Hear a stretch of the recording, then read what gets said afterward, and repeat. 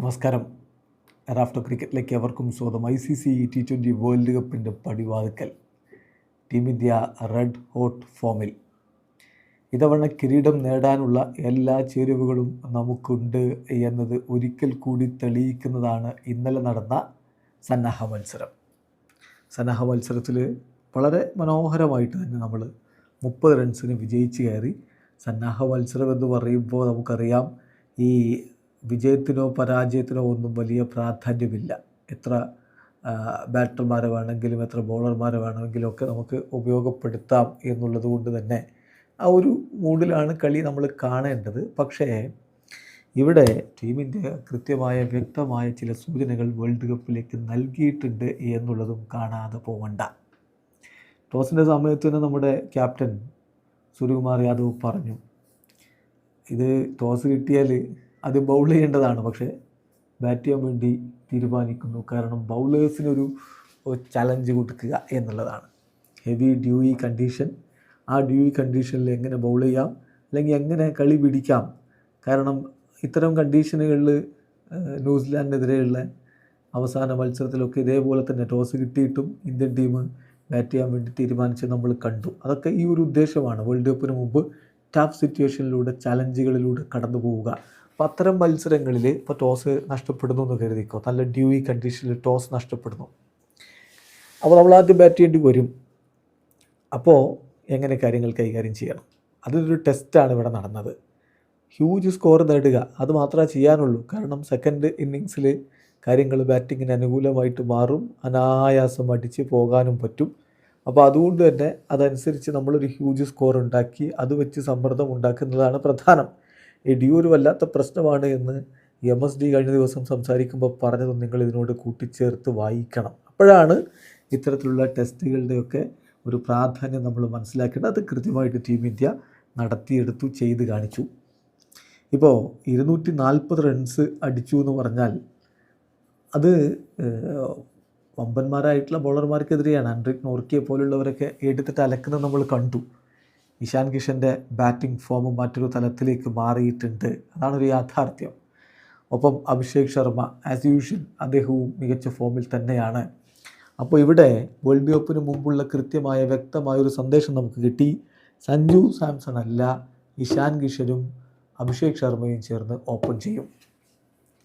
അതാണ് സംഭവിക്കാൻ പോകുന്നത്. അതാണ് ഇതിൽ നിന്ന് വ്യക്തമാവുന്ന ഒരു കാര്യം. സഞ്ജു സാംസൺ ഇന്ത്യൻ ടീമിൽ first choice opener, wicket keeper, batter എന്ന രൂപത്തിൽ തന്നെ ഇടം പിടിച്ചയാളാണ്. ശുഭൻ ഗില്ലിനെ മാറ്റി സഞ്ജുവിനെ കൊണ്ടുവരുമ്പോൾ ഇതാ ഒരു ബിഗ് ഓപ്പർച്യൂണിറ്റി സഞ്ജുവിന് വേൾഡ് കപ്പിൽ തിളങ്ങാൻ. പക്ഷേ ന്യൂസിലാൻഡിനെതിരെയുള്ള പരമ്പരയിൽ 5 മത്സരങ്ങൾ കളിച്ചിട്ടും മികച്ചൊരു ഇന്നിങ്സ് പോലും കളിക്കാൻ പറ്റാതെ സഞ്ജു അവസരങ്ങൾ മുതലെടുക്കാനാവാത്തൊരു സ്ഥിതിയിലേക്ക് വീണുപോയപ്പോൾ ഇഷാൻ കിഷൻ എങ്ങനെയാണ് സ്കോഡിലേക്ക് വന്നതെന്ന് നിങ്ങളൊന്ന് ഓർക്കണം. നീണ്ടകാലം പുറത്തിരുന്ന് അവൻ തിരികെ എത്തി. തിലക് വർമ്മക്ക് പരിക്കേറ്റതുകൊണ്ട് മാത്രം പ്ലേയിങ്ങിലുള്ള അവസരം കിട്ടി. അവൻ നമ്പർ 3 ഇറങ്ങി, പൊളിച്ചടുക്കി. ഇതാ അവൻ വേൾഡ് കപ്പിന് ഓപ്പണറാകാൻ പോകുന്നു. അതാണ് ഇന്നലെ നടന്നത്. ആ വേൾഡ് കപ്പിൽ ഓപ്പണറുടെ പട്ടാഭിഷേകം എന്ന് പറഞ്ഞാൽ 2 ലെഫ്റ്റ് ഹാൻഡർമാർ ഇറങ്ങി ഓപ്പൺ ചെയ്യുന്നൊക്കെ ശരിയാണോ? ലെഫ്റ്റ് റൈറ്റ് കോമ്പിനേഷൻ അല്ലേ വേണ്ടതെന്നൊക്കെ ചോദിക്കാൻ ആളുണ്ടാവും.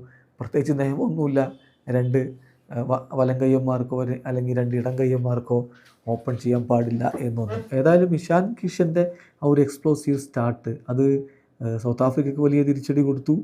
നോക്കുക, അദ്ദേഹം 20 പന്തിൽ നിന്നാണ് 53 റൺസ് അടിച്ച് കയറിപ്പോയത്. റിട്ടയർഡ് ഔട്ട്, അദ്ദേഹം കയറിപ്പോയി. അതിനിടയ്ക്ക് ഒരു ഘട്ടത്തിൽ ആൻഡ്രിക് നോർക്കിയക്കെതിരെ 5th ഓവറിൽ 6, 6, 4, 6 അങ്ങനെ തുടരെ ബൗണ്ടറികൾ ഫോർ ഫൺ അടിച്ചങ്ങ് പറത്തുകയാണ് നോർക്കിയെ പോലുള്ളൊരു ബൗളറെ എന്ന കാര്യം കൂടി നോക്കണം. അപ്പം പവർ പ്ലേയിൽ തന്നെ 83, ഒരു വിക്കറ്റിന് 83 എന്ന രൂപത്തിലേക്ക് മാറുന്നു എന്ന് പറയുന്നത് റിട്ടയർഡ് ഔട്ടാണ് നമ്മൾ വിക്കറ്റ് എന്ന് പറയുന്നത്. തിലക് വർമ്മ അദ്ദേഹം സ്കോഡിലേക്ക് മടങ്ങിയെത്തുമ്പോഴാണല്ലോ ഈ സഞ്ജുവിൻ്റെ സ്ഥാനം എന്തായാലും നഷ്ടമാകുന്നത്. അപ്പോൾ അദ്ദേഹം സ്കോഡിലേക്ക് മടങ്ങിയെത്തുന്നത് പരിക്കിൽ നിന്നൊക്കെ മുക്തനായിട്ടാണ്. ഇപ്പോൾ ഡിവൈ പാട്ടീൽ സ്റ്റേഡിയത്തിൽ തന്നെ അദ്ദേഹം ഒരു വാമപ്പ് മത്സരം ഇന്ത്യ എക്കൊപ്പം കളിച്ചിട്ടുണ്ടായിരുന്നു.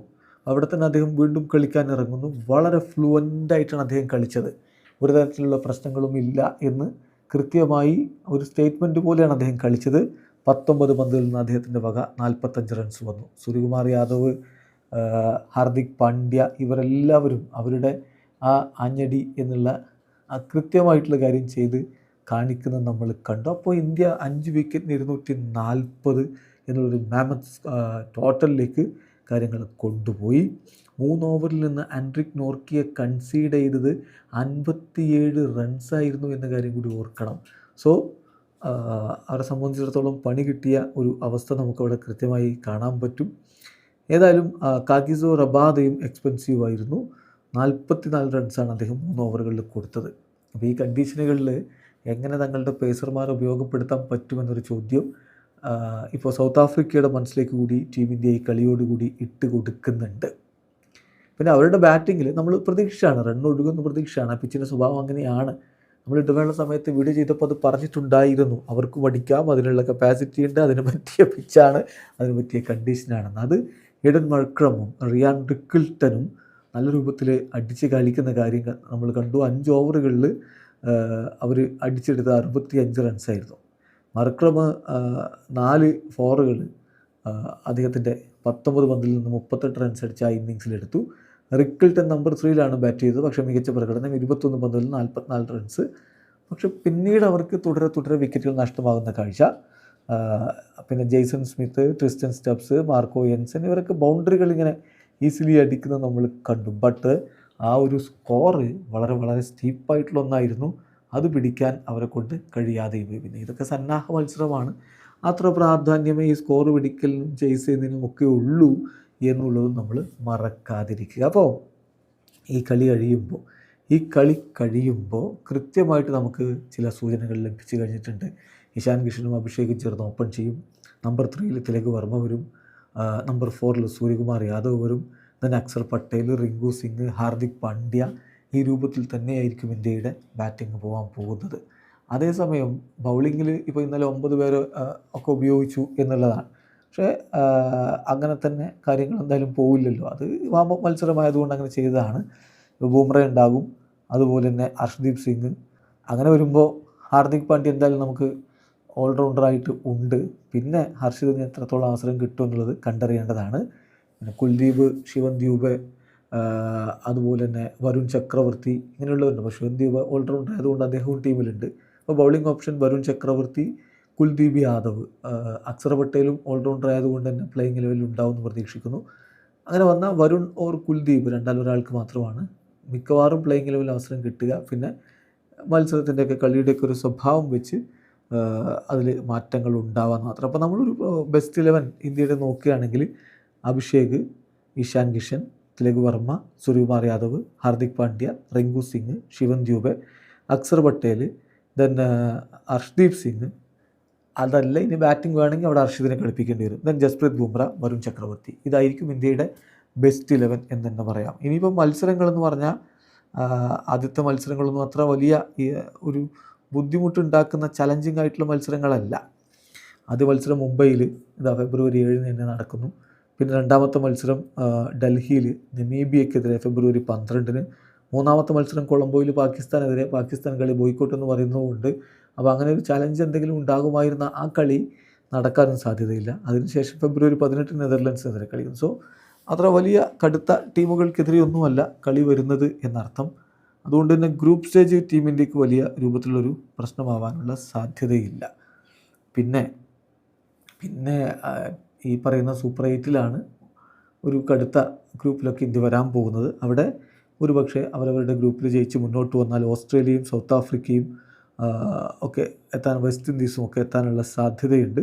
അപ്പോൾ അവിടെ നിന്ന് മികച്ച വിജയം നേടിയാണ് പിന്നീട് മുന്നോട്ടേക്ക് പോവേണ്ടത്. എന്തായാലും ടഫായിട്ടുള്ള കണ്ടീഷൻസ് വരാൻ പോകുന്നത് only after group stage, only from super 8 എന്ന് തന്നെ പറയേണ്ടി വരും. പിന്നെ ഉള്ളതെന്ന് വെച്ചാൽ വ്യത്യസ്ത നഗരങ്ങളിലേക്ക് ട്രാവൽ ചെയ്ത് പോയി കളിക്കണം. അതിൻ്റെ ഒരു ടയേർഡ്നെസ് ഒരു പക്ഷേ ടീമിനെ ബാധിക്കുമോ എന്നൊരു ചോദ്യം മാത്രമേ ഉള്ളൂ.